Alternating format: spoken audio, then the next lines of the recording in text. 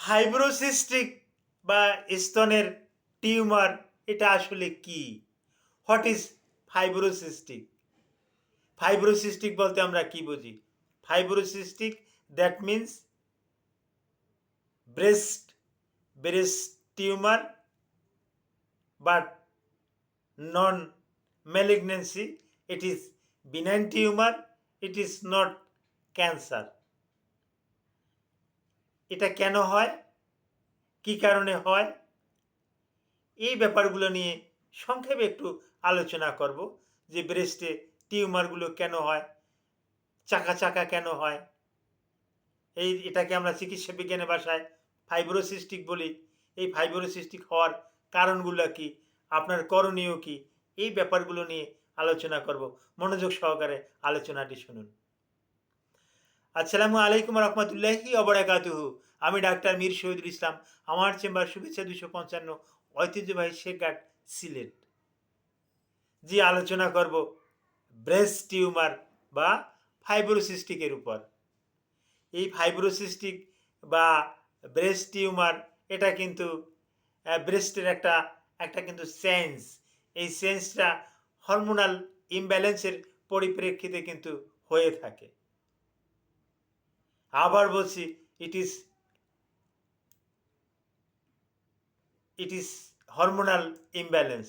এটা কিন্তু হরমোনের তারতম্য ঘটলে কিন্তু এই ফাইব্রোসিস্টিক বা ব্রেস্ট টিউমার এটা কিন্তু হয়ে থাকে। এই ব্রেস্ট টিউমার কেন হয়? আরও কতগুলো কারণ আছে। একটা কারণ তো বললাম,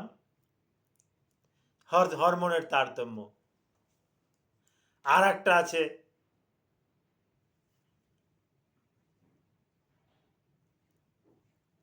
এটা বংশগত একটা কারণ আছে। বংশের যদি কারো এরকমের থাকে, মায়ের থাকে, খালার থাকে,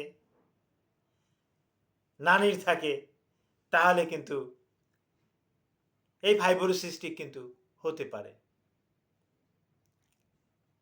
লক্ষণ কি? ব্রেস্টে হাত দিলে চাকা চাকা বাজবে, ব্যথা থাকবে, শরীরে জ্বর থাকবে, দীর্ঘদিন এর চিকিৎসা না করালে চাকাটা আরো বড় হয়ে যাবে। যদিও এটাকে বলি আমরা বিনাইন টিউমার, ক্যান্সার করে না, কিন্তু দীর্ঘদিন যদি এটার চিকিৎসা করানো না হয় তাহলে ম্যালিগন্যান্সি টিউমার হয়ে যেতে পারে, এখান থেকে ক্যান্সারে রূপ নিতে পারে। তো এই যে ফাইব্রোসিস্টিক বা ব্রেস্ট টিউমার এটা হলে আপনি কোনো রকমের অবহেলা করবেন না, সরাসরি অভিজ্ঞ ডাক্তারের কাছে চলে যাবেন। একজন ডাক্তার এটাকে ফিজিক্যালি কিছু পরীক্ষা নিরীক্ষা করবে।